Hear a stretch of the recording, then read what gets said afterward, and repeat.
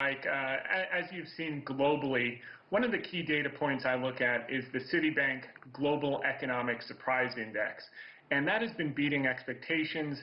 It measures the percentage of economic data globally that comes in better than expectations, and China is doing that. As you just heard, exports were up 0.5%, expectations were negative 1.5%.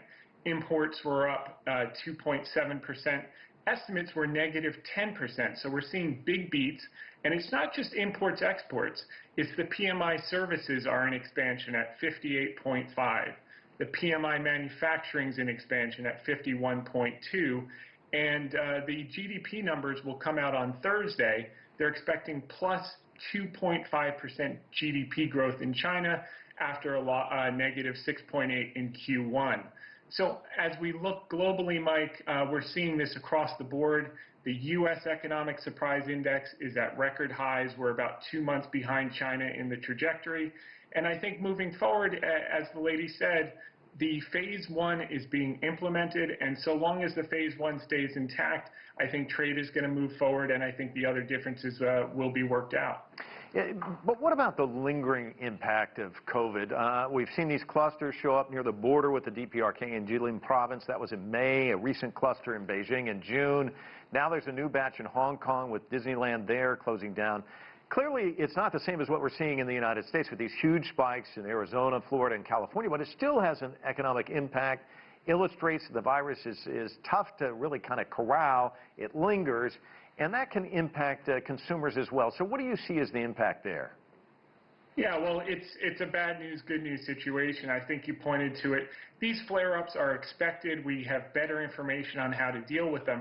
As a matter of fact, in California, Arizona, Texas, Florida, and Georgia, we saw big spike-ups around the beginning of July, and in the last 24 hours or more, each of those 5 states has actually registered lower new cases than their most recent peak.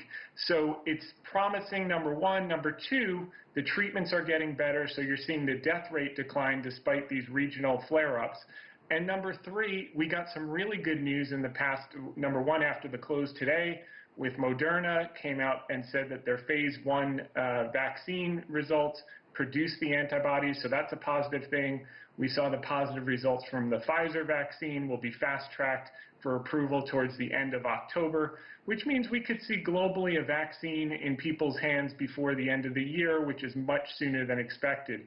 So now that we have the capacity in the hospitals to treat these flare-ups and we have a vaccine in sight, the market is starting to discount that. You saw the Shanghai Composite is up close to 15% in the last 2 weeks. The United States, the NASDAQ made all-time highs. The S&P is about to go positive for the year. So a lot of good things are happening, and yeah, we're going to have these embers that flare up here and there, but we're better suited to treat it until that vaccine comes towards the end of the year.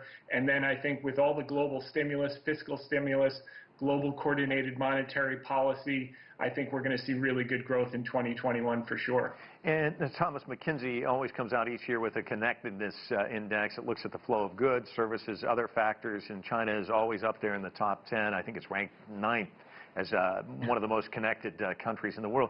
So even if China is bouncing back, it is impacted by the fate of other countries. So these outbreaks around the world, how will that hamper exports? How do you factor that into this equation?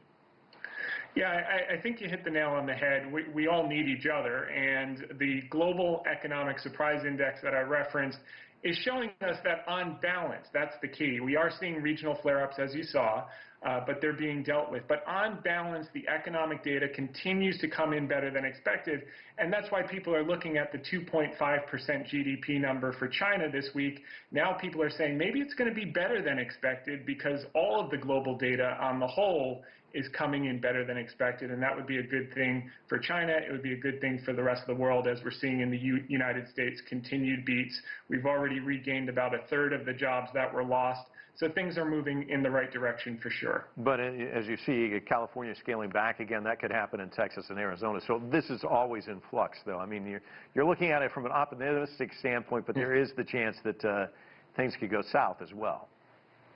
Yeah, well, you have the dimmer, the governor of California mentioned that they're using a dimmer switch. So Basically, what they've done is they've closed down places where people congregate, like bars, indoor restaurants, and they've elected to do schooling from home in the fall for different counties. But they haven't shut down all businesses. They haven't reversed everything. And interestingly enough, what was odd about that decision that came yesterday was that it comes after 2 days of cases coming off the recent peak.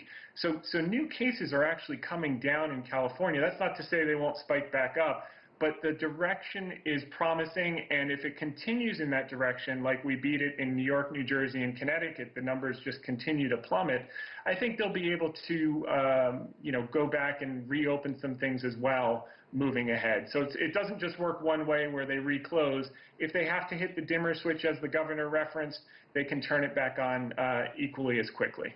Thomas Hayes.